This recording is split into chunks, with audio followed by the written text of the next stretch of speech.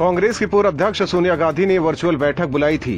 विपक्ष को गोलबंद करने की सोनिया की पहल पर हुई बैठक में ममता बनर्जी और उद्धव ठाकरे समेत विपक्ष के 4 बड़े मुख्यमंत्रियों और शरद पवार से लेकर सीताराम येचुरी जैसे विपक्षी नेता शामिल हुए। हाल के दिनों में महाराष्ट्र में शिवसेना और कांग्रेस आमने सामने है। कांग्रेस ने यहां तक कह दिया है कि आने वाले सभी चुनाव वो महाराष्ट्र में अकेले लड़ेगी। वहीं शिवसेना भी आए दिनों कांग्रेस पर निशाना साधती रहती है, लेकिन इसके बाद भी बैठक में उद्धव ठाकरे शामिल हुए। अब इसको लेकर बीजेपी ने शिवसेना को घेरा है। केंद्रीय मंत्री नारायण राणे ने शिवसेना और उद्धव ठाकरे पर हमला बोला है।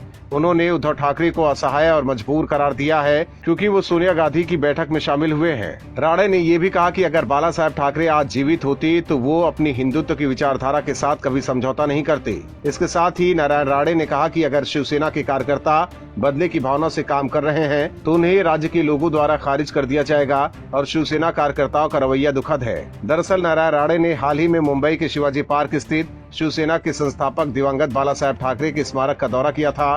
इसके बाद शिवसेना कार्यकर्ताओं ने बाला साहब ठाकरे के स्मारक को गोमूत्र से धोया और फिर दूध से अभिषेक कर शुद्ध किया था। इसको लेकर ही राणे ने कहा कि शिवसेना कार्यकर्ताओं का रवैया दुखद है। इसके अलावा नारायण राणे ने ये भी कहा कि अगर शिवसेना के कार्यकर्ता स्मारक को स्वच्छ करने के इतने इच्छुक हैं तो सबसे पहले उन्हें इसे अच्छी स्थिति में रखना चाहिए, क्योंकि स्मारक के चारों तरफ कीचड़ था। उन्होंने कहा कि इसकी स्थिति शिवसेना के 32 साल लंबे शासन के तहत मुंबई की स्थिति से मिलती जुलती है। ये शिवसेना से छुटकारा पाने का समय है।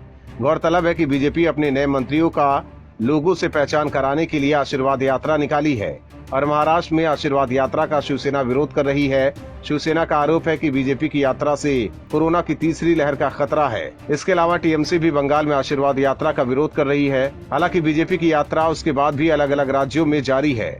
चूँकि महाराष्ट्र में आने वाले दिनों में बीएमसी चुनाव भी होना है, इसीलिए शिवसेना और बीजेपी के बीच राजनीतिक दुश्मनी बढ़ती जा रही है। Bureau report, OMH news. और भी वीडियोस देखने के लिए चैनल को सब्सक्राइब करें और बेल आइकन को दबाएं।